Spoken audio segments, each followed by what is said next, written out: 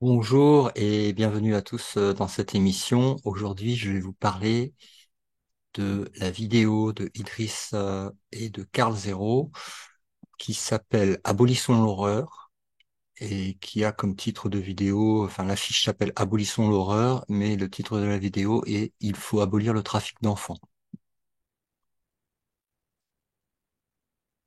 Alors j'ai regardé la vidéo en entier et j'ai beaucoup de, beaucoup de compassion pour ce qui a été dit dans la vidéo. C'est comme revoir en fait un vieux film du passé du personnage au moment où euh, il y a une exploration en fait qui se fait des ténèbres à l'intérieur de l'esprit, qui d'abord sont vues comme étant des manifestations extérieures dans le rêve, sous la forme des autres, des méchants, on va dire. Donc là, c'est un sujet justement qu'il est facile de relier à ça, hein, puisqu'on est dans des exemples choquants du rêve, de voir jusqu'où vont les ténèbres, et encore le sujet qui est traité euh, dans cette vidéo euh, n'est qu'une partie des ténèbres cachées à l'intérieur de l'esprit. Le délire est total et va bien même au-delà de ça, au-delà de même de la partie visible de l'iceberg, on va dire.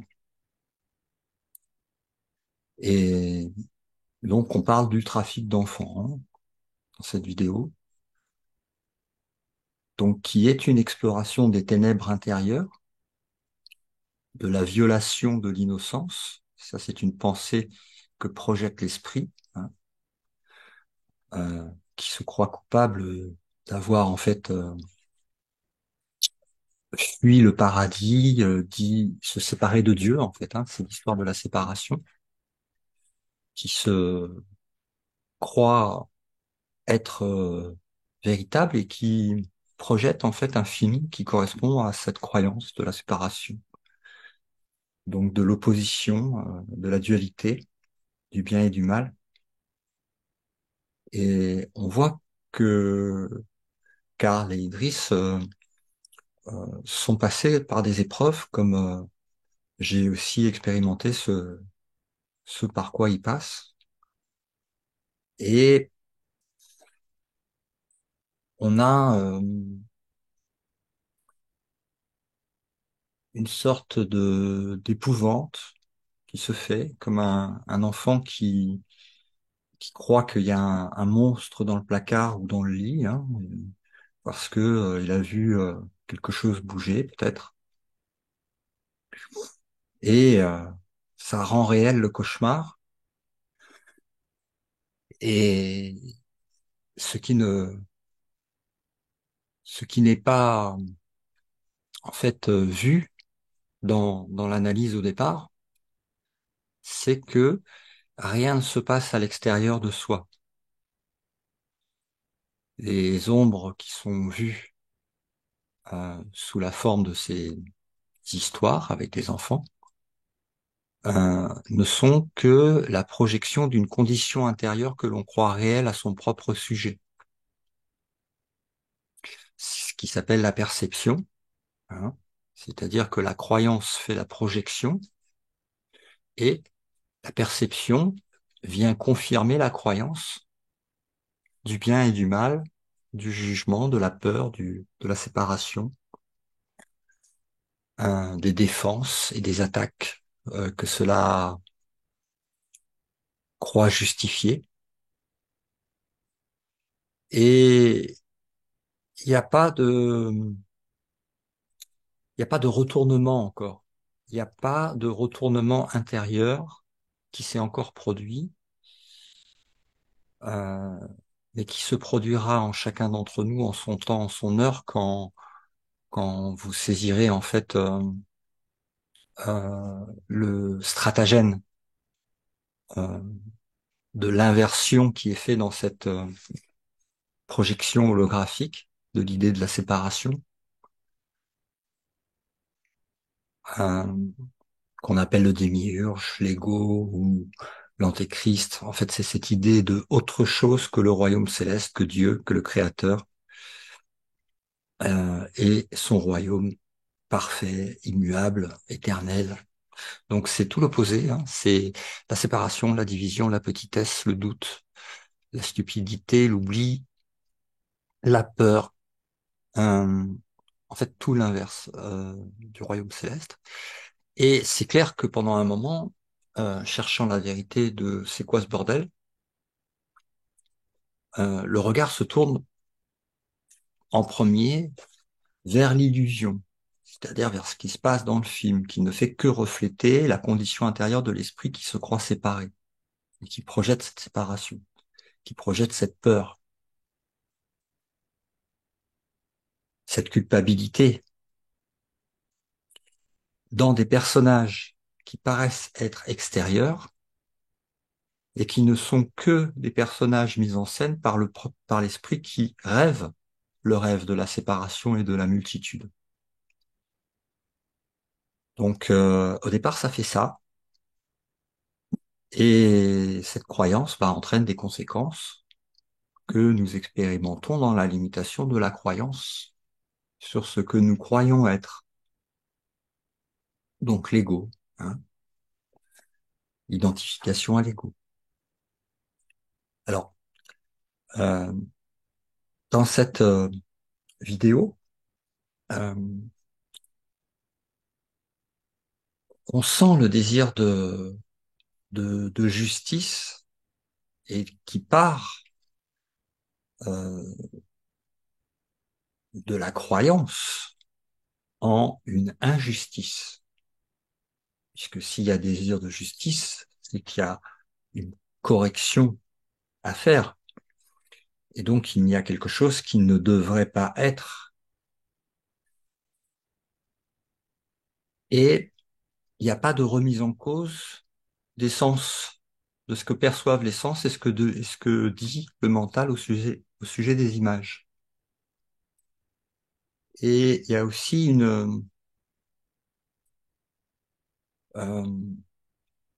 une justification du jugement qui est fait par rapport à un établissement d'ordre, d'importance et de différence à l'intérieur du rêve de la séparation, à savoir manger des enfants d'arbres, c'est-à-dire des fruits, c'est pas pareil que manger des enfants de poissons, par exemple du caviar, ou des enfants de poules, comme des œufs, ou des enfants humains.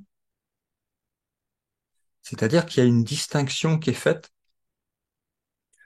entre ça c'est acceptable, ça c'est bien, ça c'est OK, et ça non.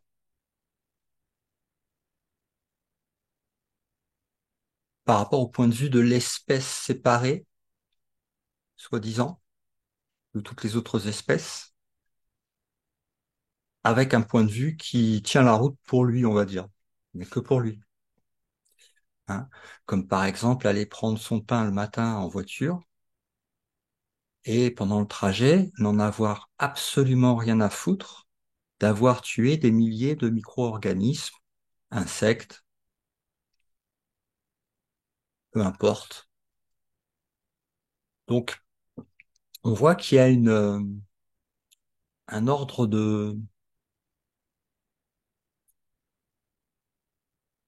d'illusion qui est placé dans l'illusion entre ce qui est bien, ce qui est pas bien, ce qui est acceptable, ce qui est pas acceptable, ce qui est innocent et ce qui est coupable. Ce qu'adore faire l'ego, hein, puisque c'est l'idée de séparation, donc il ne fait que séparer. Euh, donc ça c'est une chose. Et puis tu sens aussi euh, que quand tu arrives dans les sommets de l'horreur que tu peux observer à l'intérieur de ton esprit, peu importe que tu le fasses en méditation, en introspection ou tout simplement en ouvrant les yeux sur la dévastation du monde qui en est le reflet, de cette pensée chaotique d'opposition, de pleurs d'un enfant perdu dans un supermarché ayant perdu ses parents et criant euh, comme si la plus grande des catastrophes était arrivée, alors que le très saint Fils de Dieu que tu es ne fait que rêver d'un exil impossible dans un monde qui n'existe pas, dans un rêve de séparation holographique, Maya, l'enfer, de l'illusion, de la croyance de séparation et du personnage limité, stupide, séparé. Alors derrière, on a aussi les croyances qui sont inculquées, que ce soit dans le courant de Idriss, qui où je reconnais un enseignement soufisme, du soufisme, ou que ce soit dans les croyances de Karl par rapport à l'enseignement catholique,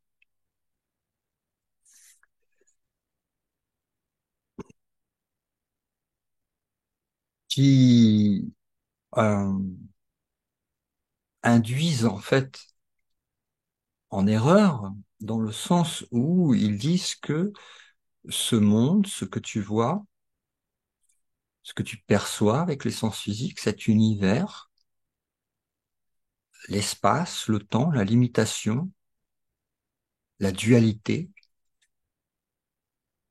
tout cela aurait été créé par Dieu. Mais c'est une croyance qui mène à la folie, tellement euh, tout ceci est à l'opposé du royaume céleste, de l'unité, de l'amour parfait, de l'immuable, de l'inchangeable, de l'immaculé, de l'intouchable, pur esprit que nous sommes. Donc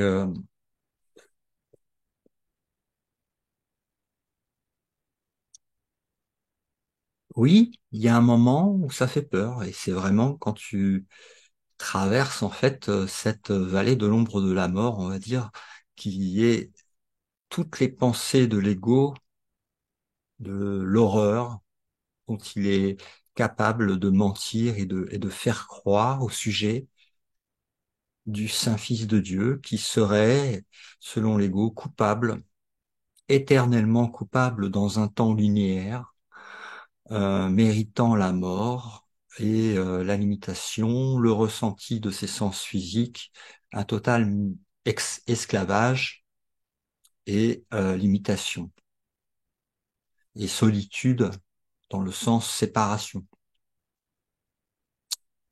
Donc,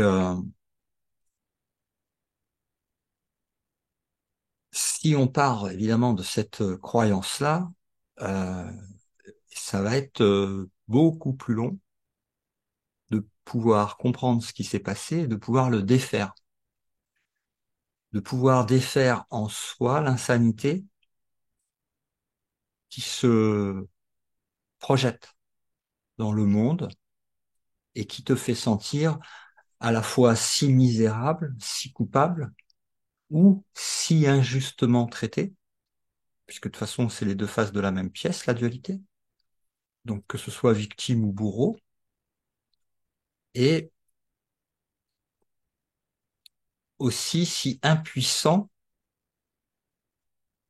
à ce que tu observes et ressens, comme si c'était au-delà, comme si c'était pas toi qui te l'étais fait à toi-même en fait, comme si c'était, si ça t'était imposé, soit par des ennemis, soit par Dieu, soit par le monde, enfin peu importe, comme si ça ne venait pas de toi, comme si toi mais alors tu y es pour rien du tout, et c'est pas toi qui es en train de délirer totalement, c'est le monde, et toi t'es bien.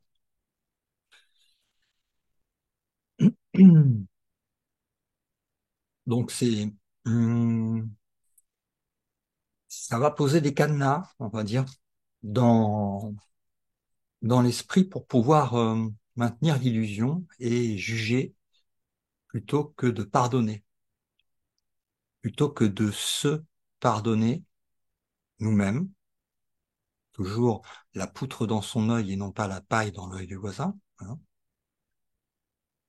Toujours se pardonner soi-même de ce qui n'est pas réel, de ce qui n'est pas vrai.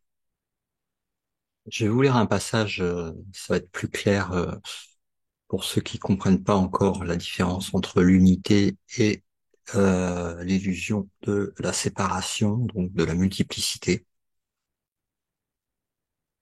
Et c'est un passage qui s'appelle Ceux qui s'accusent eux-mêmes, chapitre 31 de Un cours en miracle, la vision finale. Donc voici le passage, vous pouvez le retrouver sur... alors je vais vous faire un partage d'écran, vous allez voir. Toc. Voilà, vous pouvez le retrouver sur ichoosepeace.love / un cours en miracle avec des traits d'union tiré PDF à la fin. Et vous pouvez retrouver tout ça dans la librairie en français ici, dans le menu, vous avez la librairie, vous avez plein de choses. Donc voilà. Euh,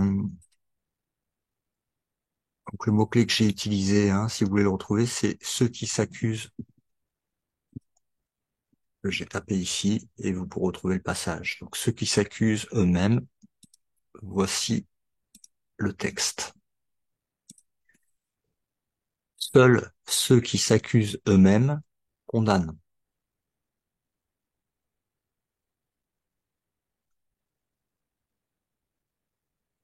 Alors que tu te prépares à faire un choix qui aura des résultats différents, il y a d'abord une chose qui doit être surapprise. Cela doit devenir une réponse habituelle si typique de tout ce que tu fais, que tout ce que tu fais, de tout ce que tu fais, que ce sera ta première réponse à toute tentation et à toute situation qui survient. Apprends ceci et apprends-le bien, car c'est ici que le retard du bonheur est réduit d'un laps de temps dont tu ne peux pas te rendre compte. Tu ne hais jamais ton frère pour ses péchés, mais seulement pour les tiens. Je répète, tu ne hais jamais ton frère pour ses péchés, mais seulement pour les tiens.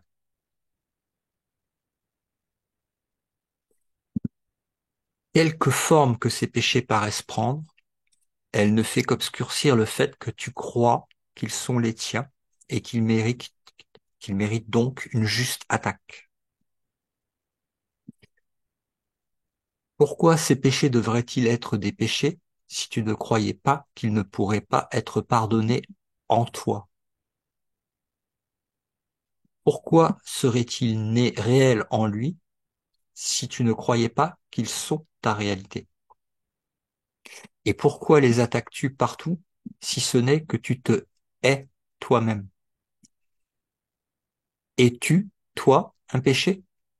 Tu réponds oui à chaque fois que tu attaques, car en attaquant, tu affirmes que tu es coupable et dois donner ce que tu mérites. Et que tu peux, et que peux-tu mériter, sinon ce que tu es?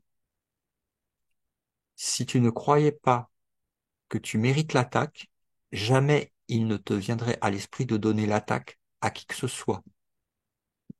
Pourquoi le ferais-tu? Qui gagnerais-tu?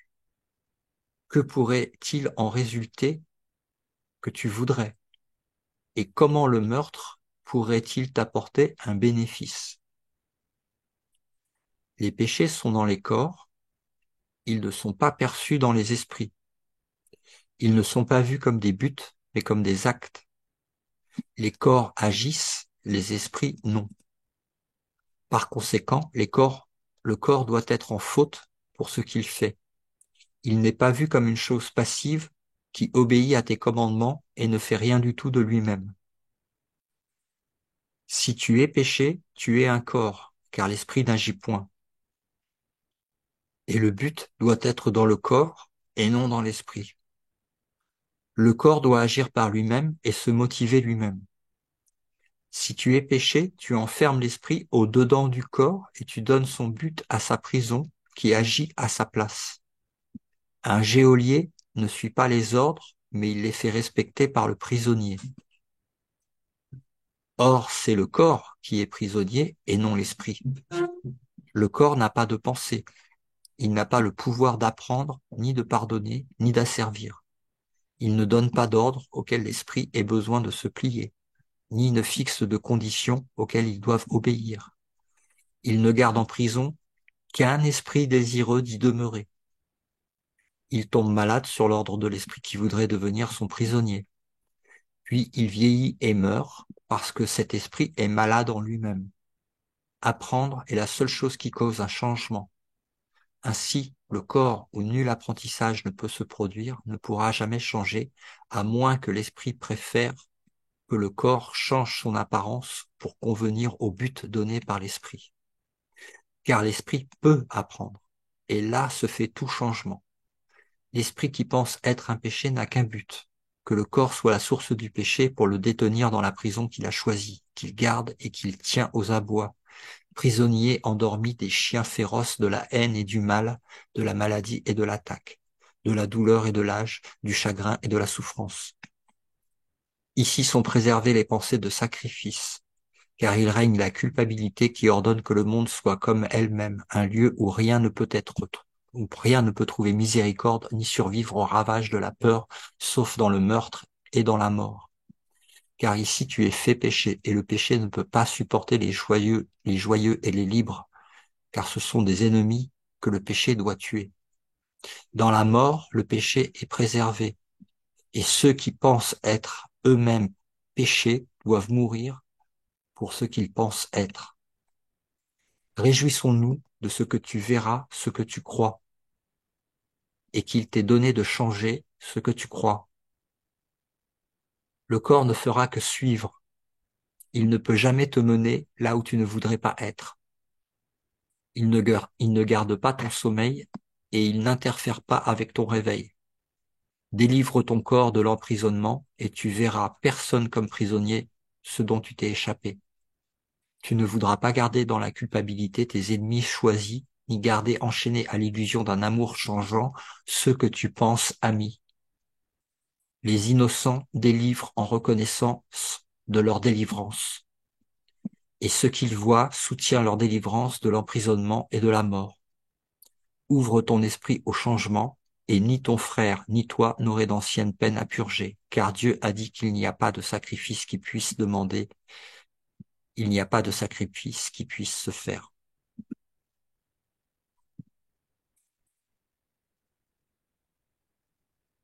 Voilà.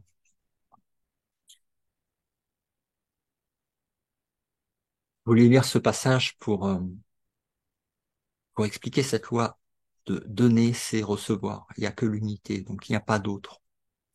Ce que tu crois de ton frère et ce que tu penses de toi-même. Projeter pour ne pas le voir en toi, pour ne pas le corriger et garder la culpabilité projetée dans un cercle vicieux qui te maintient dans l'illusion du rêve et de la limitation de la perception et de l'identification à l'ego et au corps physique.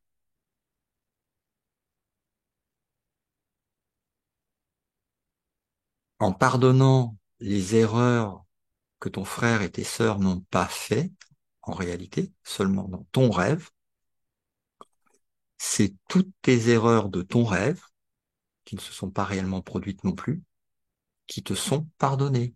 C'est un cadeau que tu te fais à toi-même, car donner, c'est recevoir.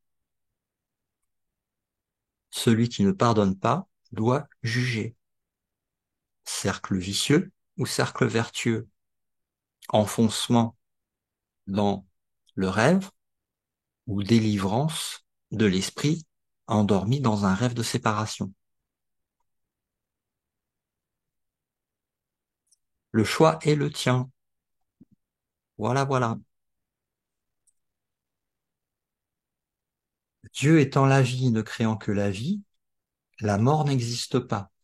La mort n'existe pas, la naissance n'existe pas. Les corps n'existent pas. Et l'univers n'existe pas. Le passé n'existe pas, le futur n'existe pas, la matière n'existe pas, le temps n'existe pas, l'espace et les intervalles et les différences n'existent pas. Ça, c'est la voix du Saint-Esprit, celle qui ramène à l'innocence, à la raison de Dieu et au ciel éternel. C'est le pardon quantique qui ne reconnaît pas l'irréalité pour après essayer de la pardonner, mais qui fait le tri non pas entre le bien et le mal, mais entre ce qui vient de Dieu est réel et éternel, et ce qui ne vient pas de Dieu et qui est une hallucination sans aucune conséquence, sans aucun pouvoir de toucher à la réalité, sauf à croire que tu n'es pas la réalité et que tu es une image à défendre dans un monde d'images. Mais ça, c'est uniquement de ta volonté que tu peux changer. Celle de croire que la séparation s'est produite et que tu es autre chose que ce que Dieu a créé, et donc que ton frère que tu vois ou ta sœur dans le film n'est pas ce qu'il croit être et est le Saint Fils de Dieu, parfait de toute éternité, innocent, pur à jamais, et que dans son cœur réside la clé de ta liberté. En voyant le Saint Fils de Dieu partout, tu te reconnais car tu utilises la loi divine qui est donner, c'est recevoir. C'est sûr que si tu continues de vouloir voir les corps, c'est de la perception avec l'ego, tu continueras de croire que tu es un corps et tu continueras de croire que tu es séparé. Mais vois la réalité immuable au-delà de l'espace-temps qui est une projection sur le mur de la conscience qui elle-même est une illusion de l'ego, et tu verras la réalité immuable derrière toutes les images qui bougent, ce qui est permanent, inchangeable, immuable, la vérité, qui est en toi, en ton esprit. Et une fois que tu la vois en ton esprit, tu peux la voir partout.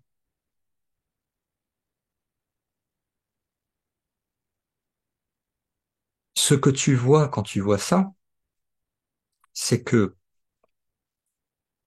non seulement le passé n'a jamais existé, mais le futur fait partie du passé. Comme sur un DVD où il serait gravé un film et que tu poses le sillon de ta perception sur un passage du film de la séparation qu'on appelle l'univers, le Big Bang, la blague cosmique, Maya. Et dans ce DVD, là où tu as posé le sillon, tu as déterminé que avant le sillon, c'était le passé, et après le sillon, c'est le futur. Mais dès que tu enlèves le sillon du DVD, le DVD est déjà fini. Le futur était déjà fait, déjà réalisé. L'histoire de la folie ne pouvait se dérouler autrement que dans un scénario de folie.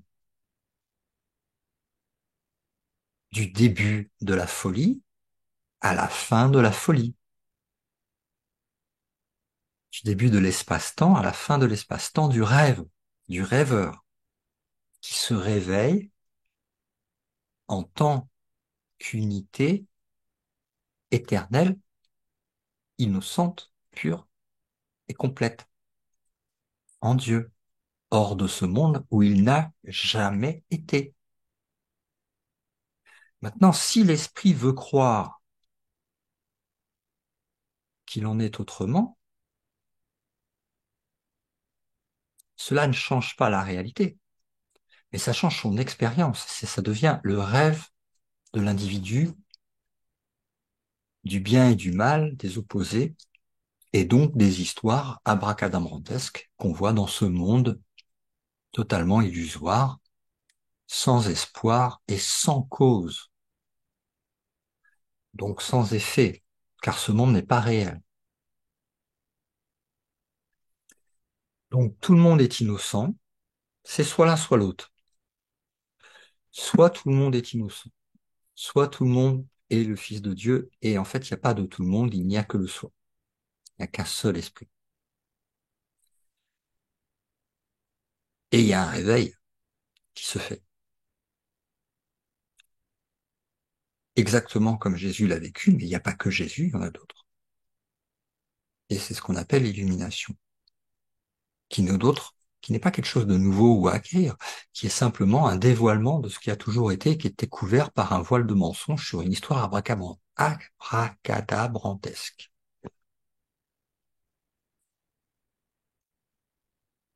Donc, tout ça peut être expérimenté directement, c'est pas un savoir intellectuel, le savoir ne peut pas aller très très loin, hein, seulement dans les limites de ses capacités pour lesquelles il est outillé, on va dire. Donc là, on parle du mental. Mais donc c'est pas un savoir mental, c'est un savoir qui transcende le mental et c'est une révélation qui vient de l'amour, qui vient de Dieu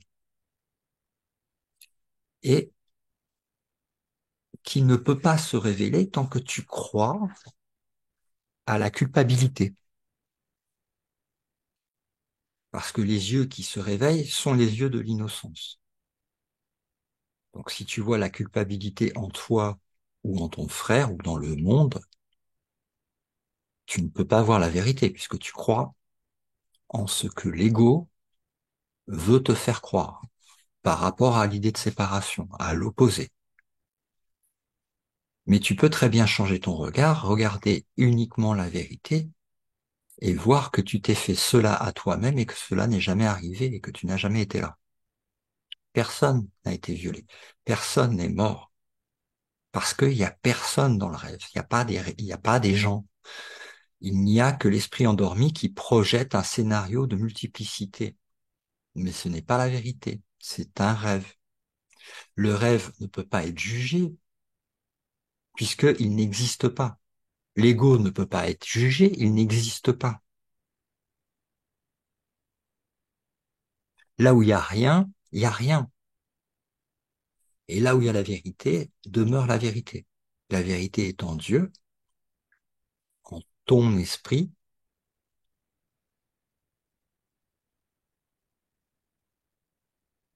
Elle est toujours la même.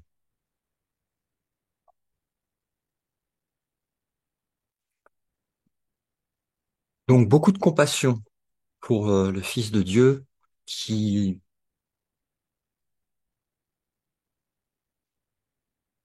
traverse la vallée de l'ombre de la mort et de ses épouvantails, de ses ombres. Puisse-t-il être guidé pendant ce voyage, non pas par l'ego qui va te dire regarde, ouh, ça fait peur, tu sais, comme dans un train fantôme, mais par le Saint-Esprit qui est la lumière de la joie éclatante de la vérité et qui ne crains aucune ténèbre qui te dit, regarde, ce n'est pas vrai. Peu importe les ténèbres. Apporte ces ténèbres à la vérité en les remettant au Saint-Esprit et en demandant qu'en ton esprit soit corrigée la perception, partant du principe que tu ne sais rien, mais que celui qui connaît peut t'enseigner et est en toi, en ton esprit, c'est le Saint-Esprit, envoyé par Dieu dans le rêve pour défaire le cauchemar dans lequel tu sembles te trouver.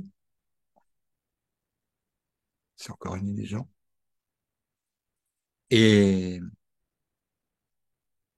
pardonne, pardonne-toi tes illusions et ce que tu donnes t'est donné. Toutes tes erreurs que tu crois avoir faites sont pardonnées, oubliées, en même temps que tu pardonnes celles de tes frères et des sœurs, afin de révéler en eux la lumière que Dieu a placée pour toi, pour que tu te rappelles de ta propre innocence.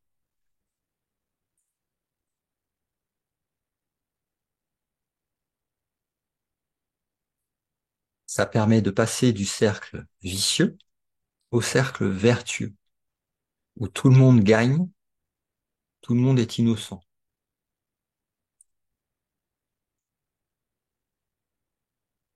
Tout cela n'est rien, c'est balayé, et tu te réveilles. Comme d'un rêve que tu fais la nuit. Un rêve est un rêve. Ce qui n'est pas vrai n'est pas vrai.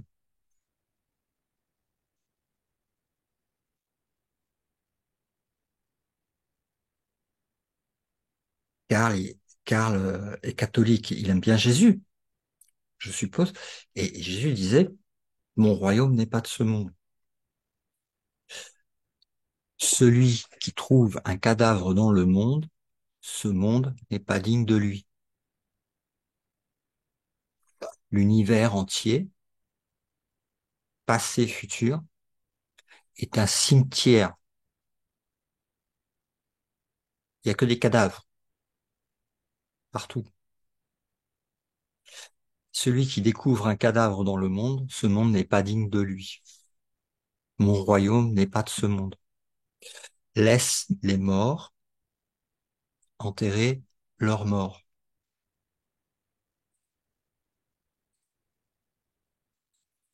J'en ai une autre aussi que je vais vous partager à l'écran que j'aime bien.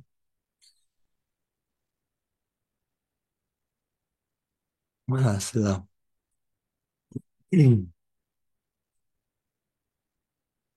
Tu rêves d'un désert où les mirages sont tes maîtres et tes bourreaux, mais ces images viennent de toi. Le Père n'a pas fait le désert et ta maison est toujours avec lui. Pour revenir, pardonne à ton frère, car alors seulement tu te pardonnes à toi-même.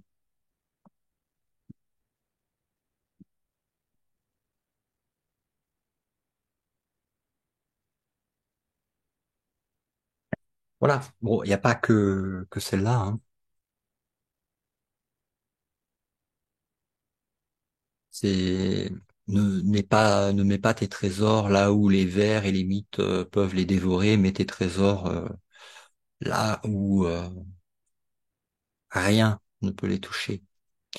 Quand il disait n'aie d'attention que pour Dieu et son royaume.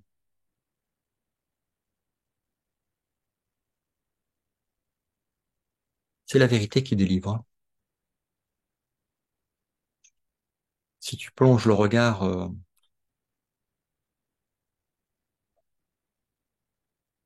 dans le rêve, dans l'illusion et dans les ténèbres, euh, et que tu y vas non accompagné de la lumière de la vérité, tu vas te faire peur, tu vas faire demi-tour. Alors qu'en fait,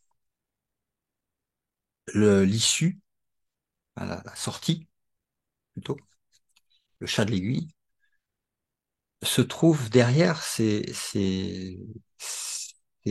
vallée d'ombre et de peur. C'est la culpabilité et la peur, c'est ce qui recouvre la vérité. Elle est à l'intérieur de ton esprit et elle doit être traversée, mais pas non accompagnée.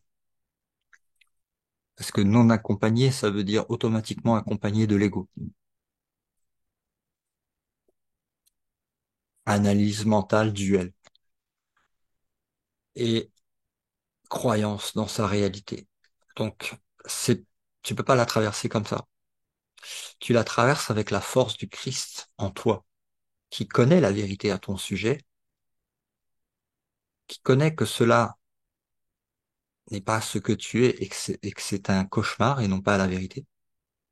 C'est un rêve à ton sujet et non pas la vérité à ton sujet, qui est déterminée par Dieu à ta création et non pas par toi-même. Euh, donc, il n'y a pas de doute, si tu veux. Il y a la force de la lumière, de la puissance divine qui t'accompagne, qui n'a aucun doute à ton sujet et qui ne craint rien, qui sait que ton salut est assuré,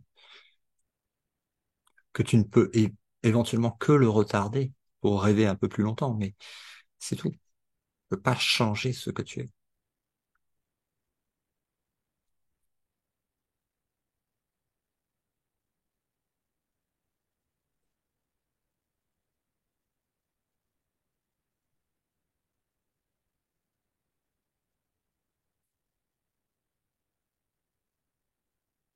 Voilà. Donc c'était l'analyse par rapport à cette vidéo.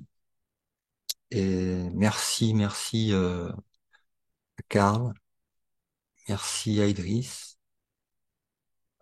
pour ces vidéos, pour ces partages qui nous ouvrent en fait simultanément un cadeau de voir ce qui se passe dans cette invité non désirable dans l'Esprit Saint qui est l'idée de l'opposition à la vérité, à Dieu, à l'amour, qui nous permet de nous offrir ce cadeau, cette possibilité en fait de nous pardonner de nos illusions et de nous rectifier par le Saint-Esprit, de rectifier cette malperception et de retourner en fait vers le chemin qui mène au salut et non pas dans le cercle vicieux habituel qui nous maintient dans les ténèbres et dans l'illusion des incarnations de naissance et de mort. Voilà, c'est tout ce que je voulais vous partager pour aujourd'hui. Je vous souhaite une excellente journée. À bientôt. Ciao, ciao.